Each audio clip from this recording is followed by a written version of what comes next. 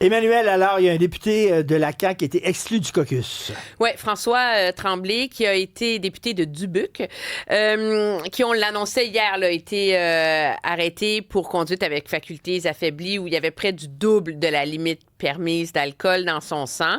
C'est un peu particulier parce que hier, on a dit qu'on allait aller au fond des choses avant de voir. C'est comme si on savait pas quoi faire avec ça, alors que l'inévitable et l'inéluctable allait arriver. Puis c'est arrivé, c'est que finalement, on dit qu'il va quitter le caucus de la CAQ d'un commun accord.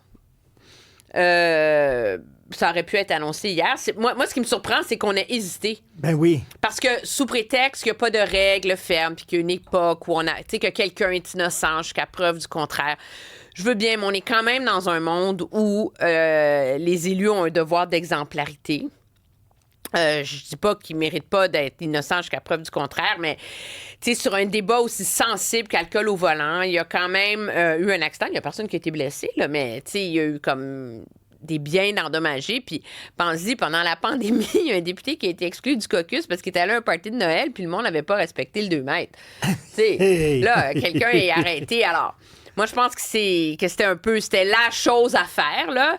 Mais ça vient un peu, je pense, comme miner aussi ce début de session, là, début d'année de M. Legault, où il y avait toute la place là, aujourd'hui, cette semaine pour essayer de reprendre l'avantage, de réimposer un discours, de nous donner une idée de où il s'en va, etc. Mais là, comme il peut pas sortir parce qu'il veut pas dire qu'est-ce qui se passe avec les médecins spécialistes, parce que c'est toujours pas réglé avec les spécialistes, on est encore dans la pré-négo avec les spécialistes. Là. On n'est pas encore rentré dans le blitz. Là.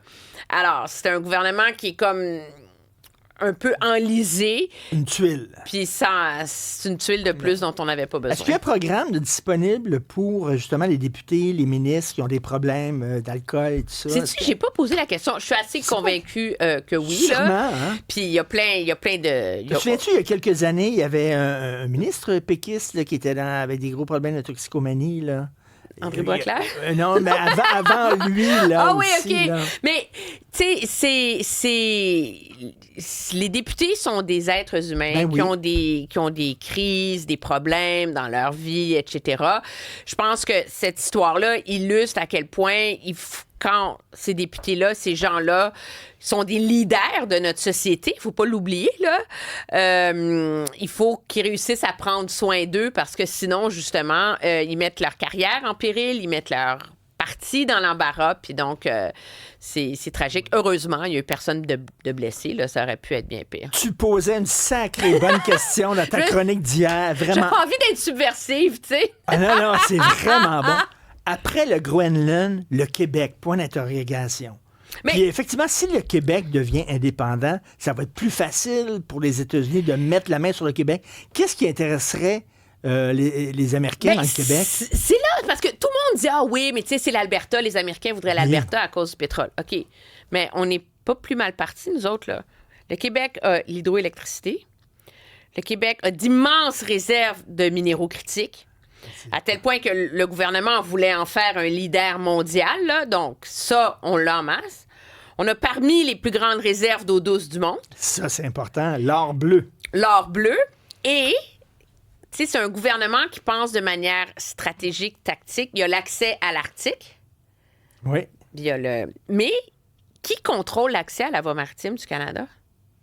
Ben, de Saint-Laurent? Ben oui. Qui contrôle l'accès au Grand Lac? Ben oui, c'est nous. C'est le Québec. Ben oui. Alors, dans les faits, stratégiquement... On est sacré bien on sait qu'on a on a un complexe d'infériorité. Là, on dit « l'Ontario, ils ont l'auto, puis l'Alberta, ils ont le pétrole. » Mais nous, on est aussi stratégique pour cette administration-là. Le bois.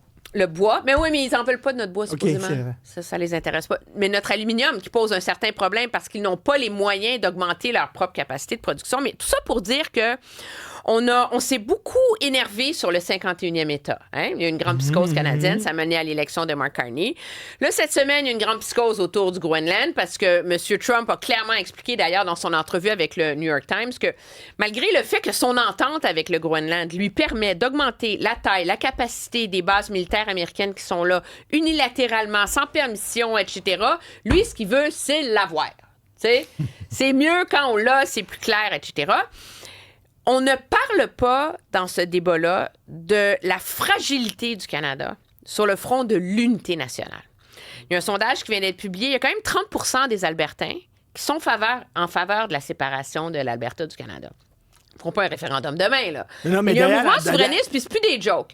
D'ailleurs, dans ta chronique, tu dis, il est temps que Mark Carney se réveille et prenne ça au sérieux. Parce que, tu sais, dans un monde comme celui d'aujourd'hui, est-ce que quelqu'un s'imagine vraiment que, advenant un référendum au Québec, les États-Unis vont rester les deux pieds sur le pouf puis regarder ça passer?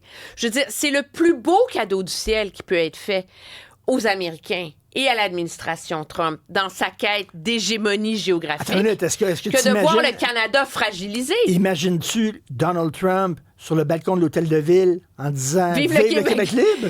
Je pense pas qu'il va aller jusque-là. Mais je le cache pas, l'idée m'est venue, puis c'est pas des hurluberlus, là.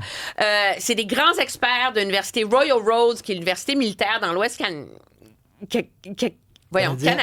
qui ont fait le scénario face à l'Alberta. Donc, tu as une campagne à l'Alberta.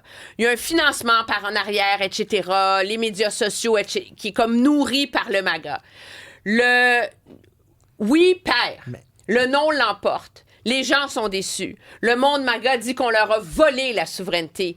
Prétexte pour faire de l'ingérence, pour rentrer au Canada, pour donner une voix, pour venir en aide à ces gens dont l'élection a été volée. Tu peux appliquer le même scénario, d'une part, à un référendum qui serait perdant au Québec, où l'administration Trump, voyant là-dedans un potentiel extraordinaire pour déstabiliser le Canada et réussir à faire main basse et des ententes avantageuses en termes de contrôle économique et militaire, il y a des opportunités qui viennent là-dedans, advenant un non et advenant un oui. Parce qu'advenant un oui, il va falloir que le mouvement souverainiste se mette à articuler comment un Québec souverain pourrait se protéger, va être mieux équipé pour affronter cette logique impérialiste trumpiste qu'un Québec au sein du Canada. Ce qui m'amène cette réflexion que, tu sais, il a le promis puis dit qu'il va le faire, un référendum sur l'indépendance dans son premier mandat. Il est peut-être mieux d'attendre que Trump ne sera plus là, pour le faire, là. Mais tu peux... Non? D'un, moi, je suis de ceux qui croient que c'est tellement intégral à sa personnalité politique que je vois difficilement comment Paul Saint-Pierre Plamondon ne peut pas faire un référendum dans un premier mandat, à moins qu'on se retrouve dans une situation où il gagne une majorité avec 34 du vote. T'sais, ce qui est possible à cause du nombre de partis politiques. S'il le fait à la fin de son premier mandat, Trump ne sera plus là. Trump ne sera plus là. Puis, probablement, les démocrates vont peut-être être au pouvoir aux États-Unis. Probablement. Peut-être pas. Qui va être candidat? La réalité, c'est que ces forces-là sont présentes aux États-Unis. Ces forces-là pourraient vouloir commencer à s'en mêler. Je dis pas que c'est une décision qu'il faut que nos gouvernements prennent demain matin, là. Mais ce que je dis, c'est qu'on est dans un monde où ce qui était... Je veux dire, il y a un an, j'aurais jamais pensé écrire ça, là. Tu sais, je veux dire, c'est complètement fourette, là.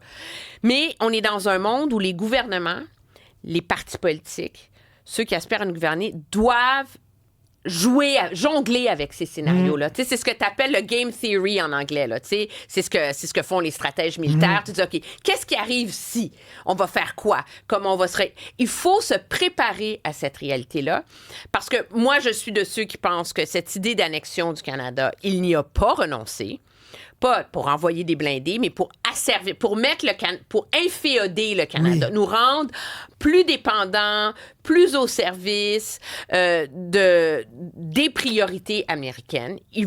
C'est une administration qui va saisir les occasions Puis une de des le occasions faire. De Et on a un premier ministre canadien qui pense que tout passe par l'économie, qui n'est pas intéressé par l'unité nationale une scène.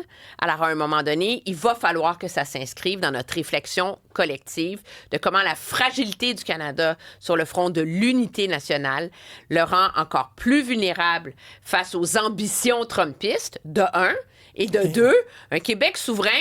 Il va falloir qu'il soit capable de nous expliquer comment il va faire le poids, pas nécessairement face à Trump, parce qu'en effet, peut-être que M. Trump ne sera pas là, mais la réalité, c'est que l'impact mondial, dans le rééquilibrage des forces, là, tu sais, de l'après-Trump, il va y avoir des séquelles à ça. Sûr. Et le monde est déstabilisé, sera plus fragile, puis il faut être naïf pour s'imaginer que ça va être réglé en 2028. Excellente chronique. Après le Groenland, le Québec, c'est même pas de la politique fiction, là. On est dedans, là. C'est exactement ça. Merci beaucoup. Ça fait plaisir. Merci.